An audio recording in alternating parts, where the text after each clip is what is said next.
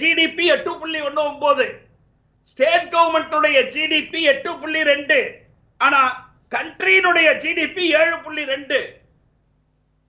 State government GDP 8.2, கண்ட்ரியினுடைய GDP 7.2. இப்ப யார் முன்னேறிட்டு இருக்கா? State government inflation 5.9, national union government inflation 6.65.